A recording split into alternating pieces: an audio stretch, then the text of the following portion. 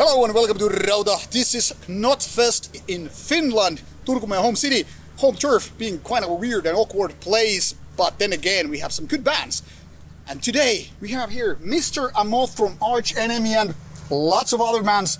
Welcome to Rauta channel. You have a new album out. I guess you're stoked to play it on stage today. What kind of feeling you have now that Deceivers is actually out and ready to kick some ass? Yeah, I mean, it's super exciting. It's out today, August 12th. And we're playing here, the first ever Knotfest in Finland. And yeah, we played Wacken a few days ago. Yeah, it's super cool, man. We haven't played festivals in 3 years. Yeah, so it's super exciting. Yeah, the whole deal with COVID and all must have been super frustrating in terms of not able to tour, and you're forced to stay more or less in, and then you have had this new album in the making for some time. Yeah. Can you elaborate a little bit the past 3 years? Well, I'd rather forget about it. Time to move on and all, but how has it affected your songwriting and the focus on making music? Well, I'm really proud of us that we could actually create this album. We've come out of it now with, this album, I don't know. That's the main achievement, I guess, is that we could actually be creative during it. And I know a lot of my colleagues kind of got paralyzed, and that I spoke to, they were like, I didn't touch a guitar for 2 years, but I actually just got way into it instead. So it's just a personality thing and how the chips fall, I just really got inspired, I guess, to have a project was something that was really important to me, to all of us, I think it helped us through it, stay positive in a way. Working on something creative and fun. But you being kind of an international band and people living in various places, how it affected in you as recording and rehearsing the material? Yeah, I mean, in the beginning, myself and Daniel, our drummer, we handled most of the putting together the music, and we were both living in Sweden, so we were close to each other. We could keep working on that. But then, of course, yeah, you're right. I mean, once we went into recording the album for real, trying to fly in people from Canada and the US to Europe in early 2021, it was not easy. There was restrictions, and even if we could, and we did, for example, with Elisa, she had to quarantine before we could start working. So it was just like a more complicated logistical thing, and it was also a bit more expensive than usual. I read one interview prior to this one from colleagues of mine from Inferno magazine Finland, and there it was mentioned, you and Alice both were there, the practicing for or rehearsing for shows and live felt a little bit nervous for obvious reasons, but how it felt when you finally entered the stage and started doing? Did you get back to the old feeling, or did you have to figure it out? I mean, in my mind I'd built it up into this this is going to be so scary, and it's going to be, I'm not I mean, I just lost my confidence a little bit, I guess, because, I hadn't done it for a while. Mm-hmm. But, after when the intro was rolling and it was been to the bathroom 5 times. I mean, the first song, it felt like just back to normal. Oh yeah, I remember this, Then it backs the confidence. Yeah, it's like riding a bike, I guess. Yeah, I mean, you've been eternity in music in various bands even before Arch Enemy, so I guess it never goes away. No, I guess Let's not. talk about the other elephant in the room besides the new album. The thing here is that you opened the new album with pure clean vocals, which is something quite different what people are, I guess, expecting. How got this decision made? Well, it's just one of the songs that we wrote during, the making of the album, and then it wasn't written as the first song or anything. But in the end, when everything was done, we're putting the album together, the track listing. It's either it's a centerpiece, it could be an album close-up, it could be in the middle of the album, or it could be. But the first song, it's a really good song, and it's got this whole build-up. It goes on instrumentally for I guess a minute or so before the vocals kick in, and she kicks in with some sick growling, extreme vocals, but then it switches to the more clean singing, which is great, and I think I fell in love with that song, during the demo phase. I think it's a really good one. So. Now I have to explain myself. Seem to be enjoying it. I have to explain my background Because I was asking you this because I come from a strong extreme metal background, you know, especially death metal and black metal, all that stuff. So I was like, first like, what the hell is going on? But I really loved it. And I started thinking, they should have used more clean singing. And probably after people have been listening to Deceivers quite a few times, I think they're going to be asking for more. And they're going to be asking you, how are you going to answer this demand? Are you going to expand on these territories? Or is it more like, no, we're going to keep it like one time only? What do you think? What kind of thoughts? We had a song on the previous album, Will to Power. We had a song in there called Reason to Believe, but that was more of a ballad tempo almost, and she had a lower key that she was singing in. So that had some clean. So the new album has, of course, there's a lot going on in Handshake with Hell. But I think when it comes to, I think we're just going to see where the song take us, in the future. I can't really talk about the future now. Yeah, I don't really. But I think it's we knew when she entered the band that we basically got a new set of tools to work with, and it's kind of weird to have this high-powered drill and go like, no, I'm going to do this by hand. Exactly. Or something like that. I don't know if that works, that analogy, but I think it's a good analogy because this is something that maybe not older fans don't necessarily know unless they read through metal archives or whatever. Sure. But the thing here is, for example, I come from the background when I remember listening to you for the first time, late 90s. So people who probably got you in the later on as the success went on and stuff like that don't necessarily remember that you are now with the third major singer of the band, and all these eras have like different phases, different tones, and I guess different milestones in a way. And of course this must have affected you as the band dynamic, but also songwriting. What is your take on this, that you've been with Arch Enemy almost 30 years now? Is it 30 years? Well, we had our 25th anniversary just recently, but last year, yeah, exactly.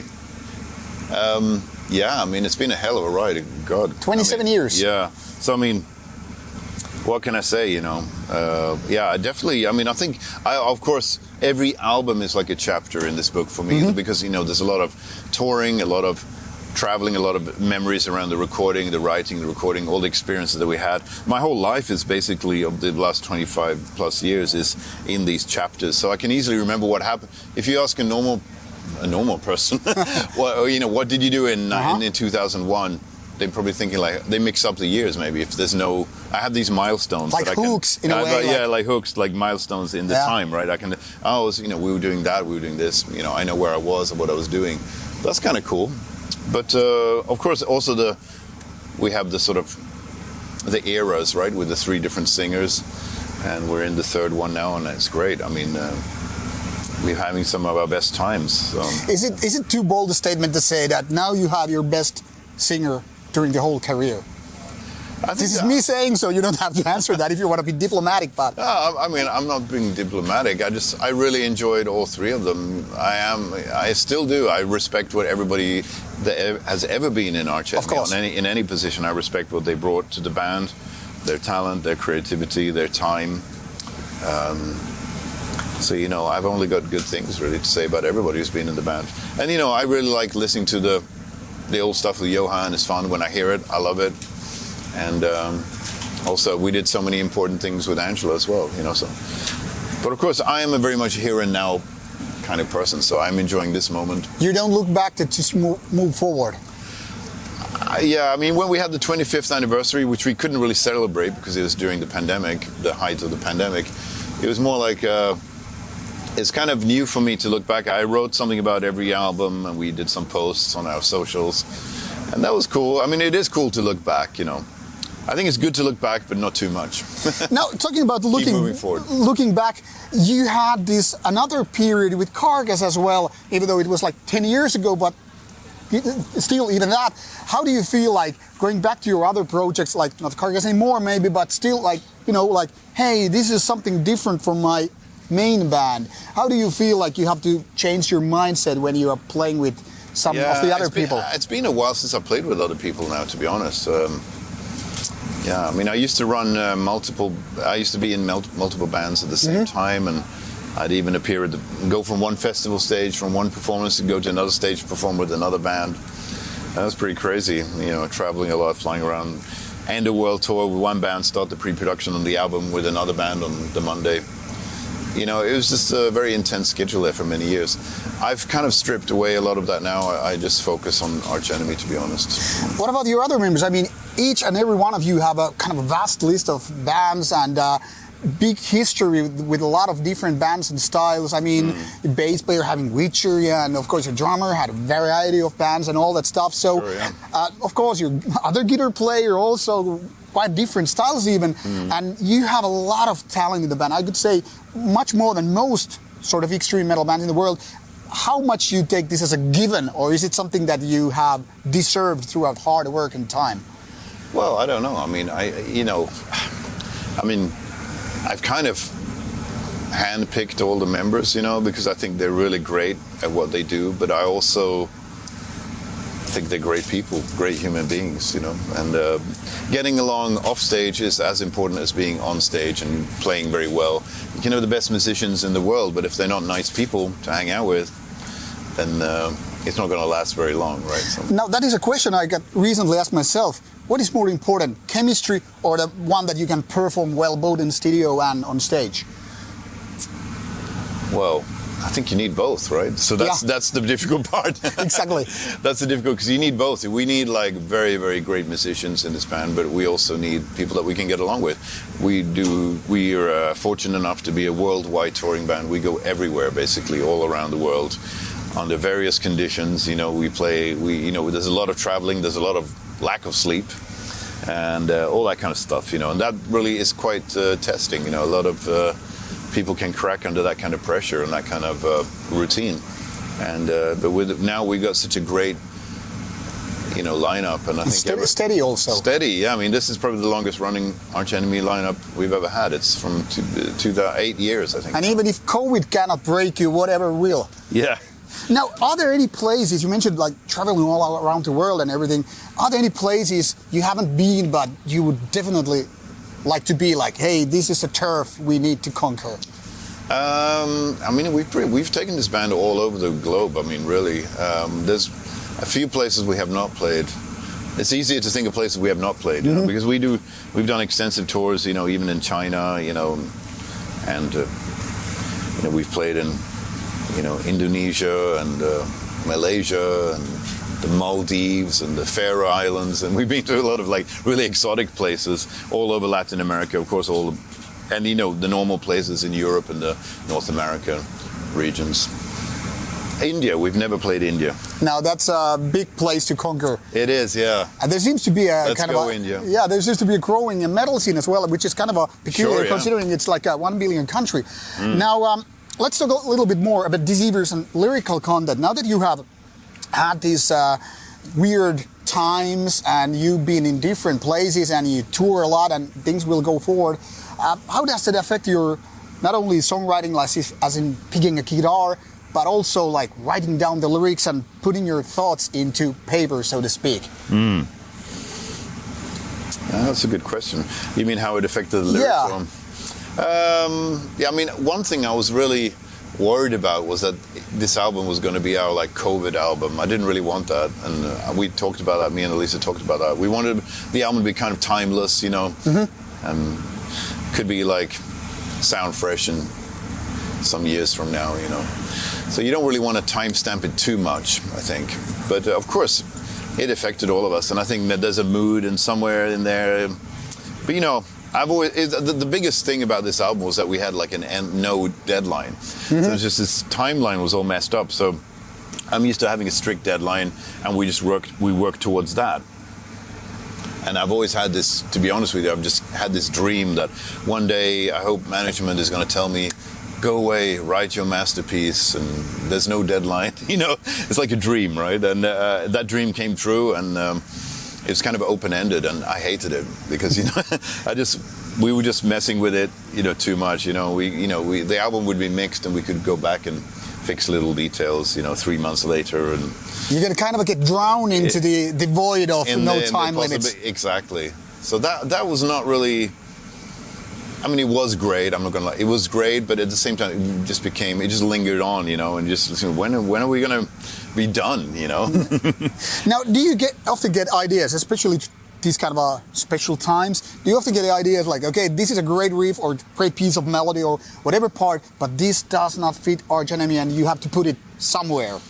And where is that somewhere? I used to have another band called Spiritual Beggars I remember. for many years.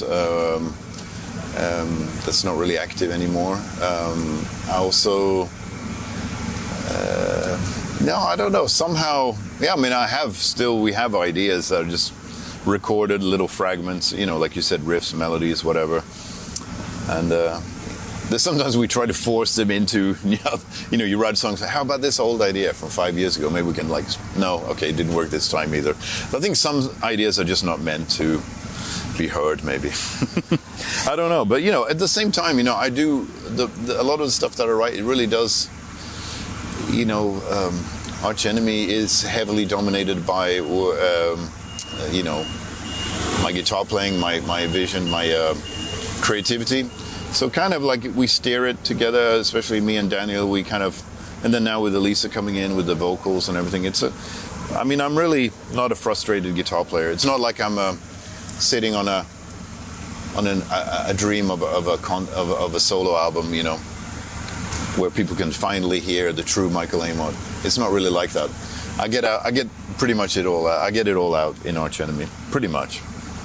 Now you've been kind of mastering the whole idea of melodic death metal, and that seems to be something very, very Swedish thing. I mean, on top of Arch Enemy or besides the band, I mean, there are a lot of great bands. So this is something I probably asked your bass player some 5 years ago at Tuska Festival. Mm-hmm. But what is in your Swedish drinking water that makes Sweden that great of a turf for a lot of skilled and talented songwriting, especially in metal and pop music, which are not alike at all? Sure, yeah. But I think you can say the same for Sweden, for Finland, actually. So, you know, I don't know what it is. I mean, in Sweden we had, you know, I think a good thing is when somebody breaks through and does it, like ABBA broke through. Of course, when I was a little child, ABBA was really doing it out there in the world, showing that a band from Sweden could do it. Then in the 80s, when I was already playing myself, Europe kind of broke through internationally and you know, had an international success. And I think you see that plants a seed, you know. It's like a flower, it's like all these seeds spread out, and you know, in every town you had a hard rock metal band, you know, and then there was the punk scene, and you know, it's all these different scenes. It was very fertile at that time, you know, in the 80s for sure, and now as well, I guess. You know, it's just I'm a little bit disconnected from it now, but scene-wise, you know, you kind of go off. You have your own career and your own. You become a little bit separated from that, but I still really think there's a lot of great music coming out from Sweden for sure. Yeah. It's cool to see. I mean, you know, I think it's because, you know, now maybe we're an example. Bands like us and, you know, the other bands that are doing it right now are an example for the younger bands, hopefully. Now, what kind of music keeps you inspired these days? I mean, of course, everybody must have something that we like to listen to and picking pieces or at least inspired by something. What is your secret potion, so to say? Well, I think, you know, I mean, I grew up, it's really difficult that because I don't really listen to current metal deeply. I mean, I'll hear singles. Beyond metal even. Yeah, beyond metal, yeah, I mean, there's a lot, you know, I've always been I've had a very wide taste of music, you know. I grew up in a kind of eclectic home, I guess. My mother is a big fan of classical music and jazz, so I kind of grew up on that first, and then, but you know, I'm into everything, man. If it's good, if it's got a good melody and it's something that, you know, when you're a musician yourself for so many years, you become a little bit jaded. Maybe if you've heard it before, you don't really connect with it. You're like, okay, it's kind of like, okay, they're doing that. You can quickly figure out what they're doing, and it's maybe not that interesting. But if somebody comes out with something that's just, oh, I've never heard that.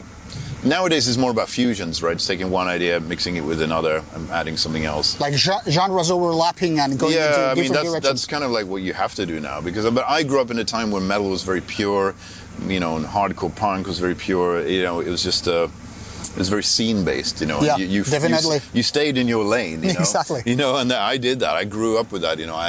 And if bands got a little bit more melodic, I'd just drop them, you know. fuck this band, they got melodic vocals, you know, I just want the hard, fast, heavy shit. Yeah. I was like that, you know, I was that teenager. But no, then you grow up a little bit, I improved on my instrument, I became more interested in... Now even Carcass went from the gore grind to the more melodic over the years. Sure, yeah. I mean, I was a part of that a little bit, you know, with the Scanting album and the Hard Work album. Exactly. In the early 90s. So that was a breaking point as well, of course, like melody in the death metal or the death metal. Like suddenly all of different but still in the same band and putting those ideas with Arch Enemy, I'm really interested in melody, I'm really interested in riffs, you know. I'm very much still into classic metal, you know. A lot of the more obscure stuff, you know. I like, you know, I mean, I've listened so much to Iron Maiden and Judas Priest and all those kind of bands that I'm kind of like done with that. You know, I listen to something else. I listen to a lot of, you know, I'm a record collector, a vinyl collector. You know, I'm into all that obscure stuff that nobody's ever really heard of on a large scale. You know, but you know, I find some inspiration in that. You know, and I really like kind of like bad metal from the 80s or something like. I don't know how to say it. I like basically kids making noise, you know, and that kind of gives me that energy because I'm always trying to find my way back to that 15-year-old Michael Amott and just, you know, that's excited about metal. And, you know, I surround myself in my music room with just, you know, artifacts of metal culture and punk culture, the stuff I grew up on. And I just get into that zone, you know, and that's how I try to keep it fresh, you know. And I guess, you know, when you write, I don't really hear something new that's out there now and go, oh, that's cool, I want to put a bit of that in Arch Enemy. That never happens. It's more like everything that we've listened to, everything, it's all inside of us, and it's just a mix, you know. And blend, I've always been interested in this blend between aggression and heaviness with the melody and the catchiness, but not going too much on the pop side, but staying metal, you know, it's just like a balance, you know, it's difficult. Now, it's always a challenge. There was a music theory that like people don't really pick up so much new music, like as in dive into the new genres after their 30s or something, and we both are past over that, and I guess it's kind of easy to see, like you said, you're kind of a childhood favorites and going the back. But do you ever challenge like, okay, I want to listen to this new Justin Bieber clone just to figure out what's going on, even if you don't give a damn about it? I'm really bad with like pop music. Yeah, I don't really get into that anymore. But I do, if I want to hear something heavy and extreme, you know, I'll listen to the stuff that I grew up on. I'll listen to Discharge. I'll listen to Cryptic Slaughter, DRI. I'll listen to, you know, Slayer, Hell Awaits, or something like that. Something that really got me going as a kid, because it still gives me that same emotion. And I guess I'm looking for that. You know, I'm looking for that feeling, you know. And also that music was kind of new then, you know, it was those boundaries being moved all the time, right? So I mean, that's the music that I grew up on. That I you know, that when music, I was right there as a teenager in the scene when music just got metal just got a lot faster, a lot heavier, and it was super exciting. So I didn't grow up with like some other things that are happening now, you know. So, all right. Yeah. Now somebody is telling in my ear that we're about to go. You have a next one. So last question. Okay. Since your 30th anniversary is only 3 years away, will there be some big plans for that? Well, you know, let's see. Yeah, that sounds. We couldn't do it on the 25th anniversary, so sounds about right that we should do something. Yeah. I just hope we're still up and running. We got a hell of a few years, 3 years ahead of us now, right? Exactly. So make a hell of a big collector's box or whatever edition it's going to be. Yeah. Now, any final words to the audience, the fans, new and old alike? Well, you know, just thank you for the support. The new album, Deceivers, is out today, August 12th here, right now. It's super exciting to be back out here on the road, and just like to thank everybody for the support, you know. It's been a really long campaign, releasing all these singles and everything, and it's just been super fun to have you all involved, you know, all the comments, everything like that, all the positivity has kept us going, so over the years, basically. So, cheers. All right, thank you so much for your time. All right, this is Rauta from the Knotfest. Check out Arch Enemy's new album and stay tuned for more stuff coming your way. Metal. Okay, shall we take a quick photos?